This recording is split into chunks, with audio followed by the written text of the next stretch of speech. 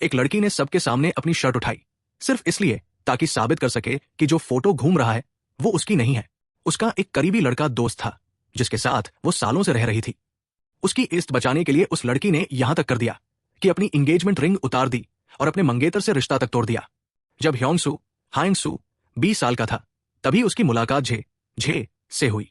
झे बाकी लड़कियों जैसी नहीं थी, वो बहुत बिंदास और जोश से भरी हुई थी। एक रात बार में ह्योंगसू ने किसी को गहराई से किस किया।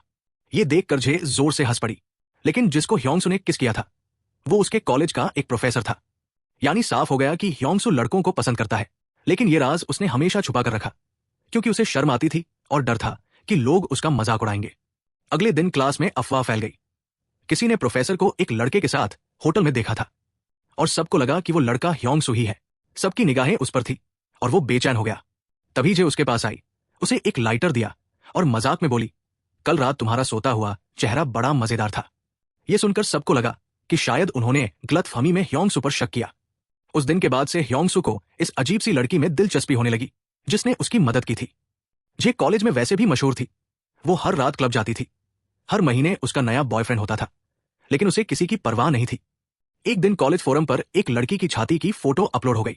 लड़के दावा करने लगे कि ये तस्वीर झे की है। ये फोटो वाकई झे की थी, मगर उस वक्त सिर्फ ह्योंगसू ही उसके लिए खड़ा हुआ और सबको कहा कि तुम सब गंदे हो। किसी ने सोचा भी नहीं था कि झे खुद क्लास में खड़ी होकर अपनी शर्ट ऊपर कर देगी और सबको साबित कर देगी कि फोटो उसकी नहीं थी। उसने अपनी बेगुनाही साबित करने का सबसे बोल्ड तरीका चुना। धीरे धीरे ये दोनों अजनबी एक दूसरे की तरफ खिंचने लगे और फिर सबसे अच्छे दोस्त बन गए। एक रात झे ने ह्योंगसू से कहा कि तुम जैसे हो वैसे ही रहो, मैं तुम्हें अलग नजर से नहीं देखती। झे पहले फ्रांस में रह चुकी थी। ह्योंगसू ने पूछा, क्या वहां लोग होमोसेक्सुअलिटी की परवाह करते हैं? झे ने सीधा और ईमानदारी से जवाब दिया, बेवकूफ तो हर जगह होते हैं, लेकिन फ्रांस में उनकी गिनती कम है। ह्योंगसू हमेशा लोगों की राय से डरता था, लेकिन झे को दूसरों की परवाह ही नहीं थी। वो खुलकर मोहब्बत करती थी, अपने लिए खूबसूरत कपड़े खरीदती थी, सजती थी और हर वो काम करती थी जो उसका दिल चाहता था।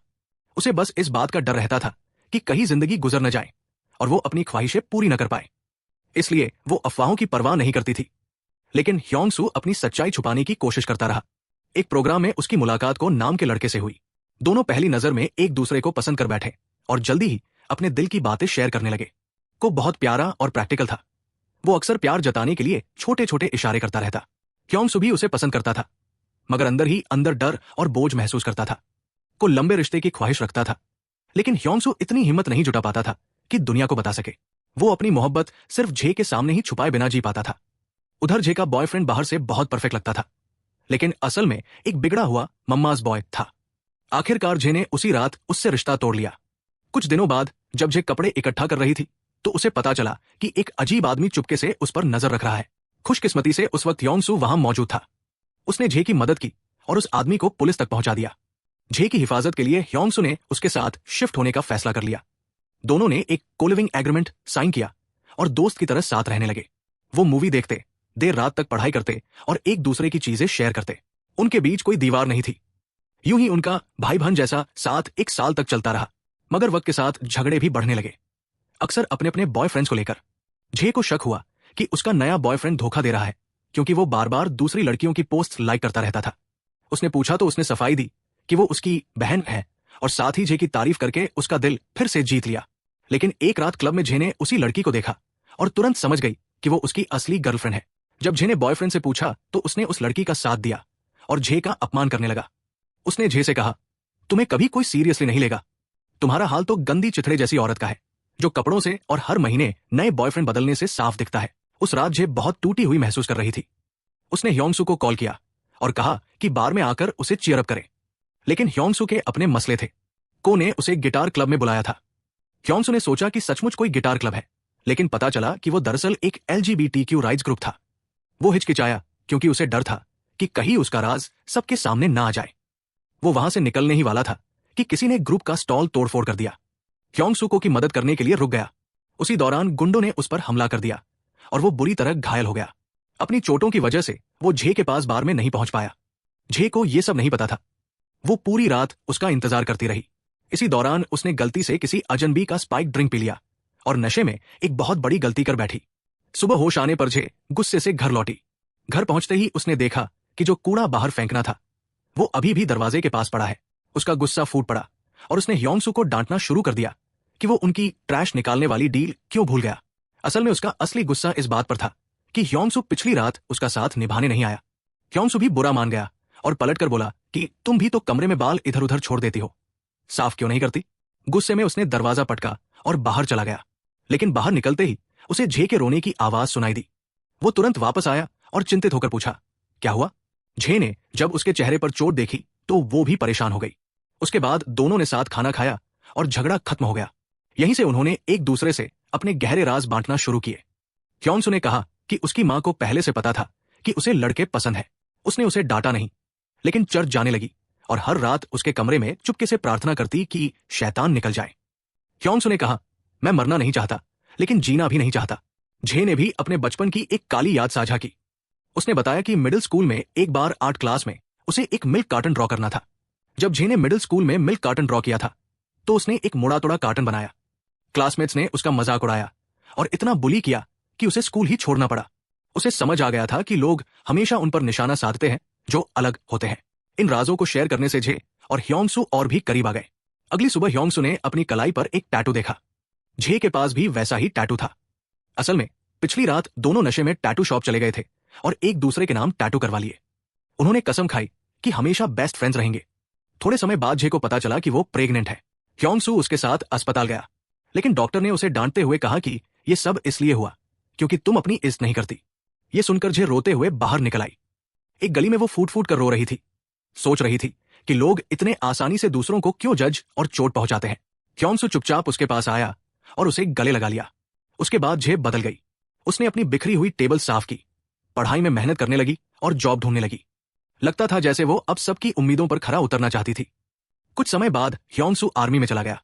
झे को कॉलेज बहुत बोरिंग लगने लगा, इसलिए वो ऑस्ट्रेलिया चली गई इंग्लिश पढ़ने। सालों तक दोनों पोस्टकार्ड्स के जरिए जुड़े रहे और उनकी दोस्ती और गहरी होती गई। आखिरकार झे ने ग्रेजुएशन पूरी की और वापस कोरिया आ गई। उसे एक कंपनी में मार्केटिंग की जॉब मिल गई। उधर ह्योंग-सू ने मिलिट्री सर्विस पूरी की और वापस अपने छोटे से अपार्टमेंट में लौट आया। लेकिन अब झे वो बेफिक्र लड़की नहीं रही थी। वो काम में इतनी बिजी रहती कि अब मोहब्बत की बातें कम और अपने बॉस की शिकायतें ज्यादा करती थी। ह्योंग-सू भी डिग्री की तैयारी करने लगा और जॉब की तलाश में लग गया। इसी दौरान झे ने एक लॉयर को डेट करना शुरू कर दिया। लेकिन ह्योंग-सू और को का रिश्ता अब भी उलझा हुआ था। को ने ह्योंग-सू से कहा कि वो खुलकर सबको अपनी सच्चाई बताना चाहता है। ये सुनकर ह्योंग-सू डर गया और उससे ब्रेकअप कर लिया। उसने कहा को ने ह्योंग-सू की फीलिंग्स की परवाह नहीं की और ह्योंग-सू हमेशा खुद से ही भागता रहा। उधर झे भी धीरे धीरे अपनी असली पहचान खोने लगी थी। जब वो शॉपिंग करने जाती उसे बहुत से खूबसूरत कपड़े पसंद आते, लेकिन वो उन्हें नहीं खरीदती थी। कभी ये सोचकर कि ऑफिस के लिए ठीक नहीं होंगे, तो कभी ये सोचकर कि उसके बॉयफ्रेंड को पसंद नहीं आएंगे। झे ने ह्योंग-सू को सलाह दी कि जॉब पाने की जल्दी मत करो, अपने सपनों का पीछा करना मत छोड़ो। असल में ह्योंग-सू एक राइटर बनना चाहता था, लेकिन पैसों की वजह से उसने ये ख्वाब छोड़ दिया। उसने वो सब्जेक्ट पढ़ना शुरू कर दिया जो उसे पसंद नहीं था, सिर्फ पैसे कमाने के लिए। वो जगह जगह रिज्यूमे भेजता रहा। एक दिन मेट्रो से घर लौटते समय झे ने एक थकी हुई औरत को देखा जो लगभग उसी जैसे कपड़े पहने हुए थी। वो औरत आधी नींद में थी और साफ लग रहा था कि काम की थकान ने उसे तोड़ दिया है। खिड़की में अपने ही चेहरे का अक्स देखकर झे को एहसास हुआ कि वो भी धीरे धीरे वही बन चुकी है। उसने भी अपनी पैशन और एनर्जी खो दी है। अगली सुबह हीटर खराब हो गया तो ठंड से बचने के लिए झे और ह्योंग-सू एक ही बिस्तर पर सोए। सुबह उठकर झे मजाक मजाक में हमेशा की तरह ह्योंग-सू की पीठ पर चढ़ गई। उसी वक्त उसका बॉयफ्रेंड कमरे में आ गया और ये सब देख लिया। गुस्से में उसने ह्योंग-सू को मारा। झे ने तुरंत कहा ह्योंग-सू गे है। उसका बॉयफ्रेंड आग बुला हो गया और बोला कि ये लड़का अजीब है, इसे घर से निकाल दो। झे ने कड़वी मुस्कान दी, अपनी एंगेजमेंट रिंग उतार दी और अपने बॉयफ्रेंड से रिश्ता खत्म कर दिया। लेकिन ह्योंग-सू बुरी तरह नाराज हो गया। उसे लगा कि झे ने इतनी आसानी से उसका राज सबके सामने खोल दिया, जबकि वो नहीं समझ पाई कि ये उसके लिए कितना मुश्किल है। उसने गुस्से में कहा कि तुम हमेशा कहती हो मैं छुप कर जीता हूं, लेकिन मेरे लिए यही जिंदगी आसान है। दोनों के बीच जबरदस्त झगड़ा हुआ और ह्योंग-सू सूटकेस लेकर घर छोड़कर चला गया। दोस्ती जैसे टूट गई थी। झे अकेली रह गई, बिना मुस्कान के डिनर करती और टीवी देखती। उधर ह्योंग-सू अक्सर उस लाइटर को देखता जो झे ने उसे दिया था और खोए खोए सोच में पड़ जाता। एक रात ह्योंग-सू ने अपनी मां से एक ऐसा राज कह दिया जो उसकी मां पहले से जानती थी। अगली शाम उसे अपनी मां की चीजों में से एक मूवी टिकट मिला। वो टिकट एक मशहूर LGBTQ थीम्ड फिल्म का था। उसे देखकर ह्योंग-सू ने पहली बार खुद को स्वीकार करना शुरू किया। उसने उस LGBTQ राइट्स ग्रुप का रुख किया जिससे वो पहले डरता था। वहां उसकी मुलाकात फिर सेको से हुई, मगर अब को के पास एक नया बॉयफ्रेंड था। ह्योंसू ने अपना दर्द छुपाया और को वो जूते दे दिए जिनकी वजह से उनकी दोस्ती शुरू हुई थी। अब वही जूते उनकी जुदाई की निशानी बन गए। जे हमेशा अपने पुराने दोस्त का साथ देती थी। जब उसके ऑफिस में किसी ने होमोफोबिक कमेंट किया तो जे भड़क उठी और जमकर उसका जवाब दिया। एक रात जब वो घर लौटी तो उसने देखा कि घर की लाइट्स ऑन थी। वो बहुत खुश हुई। उसे लगा कि शायद ह्योंसू वापस आ गया है, लेकिन अंदर आया उसका एक्स बॉयफ्रेंड। उसने जे पर इल्जाम लगाया कि उसका अफेयर ह्योंसू के साथ चल रहा है। गुस्से में उसने जे को मारा पीटा, मुक्के और लातों से अपनी भड़ास निकाली। जे किसी तरह फोन लेकर घर से भागी और सड़क पर आकर ह्योंसू को कॉल किया। उसने कुछ कहा नहीं, लेकिन ह्योंसू तुरंत समझ गया कि क्या हुआ है, क्योंकि उसने पहले ही जे के एक्स की मिस्ड कॉल्स देखी थी। उसने जे को हिम्मत दी और कहा, पुलिस के पास जाओ, मजबूत रहो। खुद ह्योंसू बिना रुके भागा और उसके एक्स के बार तक पहुंच गया। पुलिस के सामने ही उसने उस आदमी की बुरी तरह पिटाई कर दी। गुस्से में वो आदमी चिल्लाया, अगर तू सच में गे है तो सबके सामने साबित कर। इस बार जे की इज्जत बचाने के लिए ह्योंसू ने बहादुरी से अपना राज खोल दिया। उसने कहा, हाँ मैं गे हूं और जे मेरी सबसे अच्छी दोस्त है। उस रात सुनसान सड़क पर ह्योंसू ने जे को बताया कि को के पास अब नया बॉयफ्रेंड है। उसने अफसोस जताया कि वो पहले कभी इतना बहादुर नहीं हो पाया कि अपने प्यार का सामना कर सके। जे ने बिना कुछ कहे उसे गले लगा लिया। इसके बाद जे ने भी अपनी हिम्मत वापस पाली। जब उसके ऑफिस में सीनियर ने एक नए एम्प्लॉय को सताया तो जे चुप नहीं रही। उसने खुलकर उसका विरोध किया, यहां तक कि उसने सिगरेट भी पी, जबकि औरतों को ऐसा करने की इजाजत नहीं थी, और मजाकिया अंदाज में बोली कि दुनिया औरतों के साथ कितना नाइंसाफी करती है। पास खड़े एक आदमी ने उसकी ये कॉन्फिडेंस और आजादी देखी और दिल हार बैठा। जल्द ही जे और वो आदमी प्यार में पड़ गए। ह्योंसू ने अपनी दोस्त को फिर से खुश देखा, वही बेफिक्र रोशन लड़की जैसी वो पहले हुआ करती थी। कुछ ही समय बाद जे की शादी का दिन आया। ह्योंसू ने पूरे दिल से उसे आशीर्वाद दिया और जमकर डांस किया। वो जे का शुक्रगुजार था जिसने उसे खुद की कदर करना सिखाया। शादी के बाद ह्योंसू अकेले अपने घर लौटा और अपनी पहली नॉवेल लिखना शुरू की। उधर हनीमून पर जे ने उसे कॉल किया और मजाक में उसके लिए बॉयफ्रेंड ढूंढने की बात की। उसकी निडर और खुशमिजाज आवाज सुनकर ह्योंसू के चेहरे पर मुस्कान आ गई।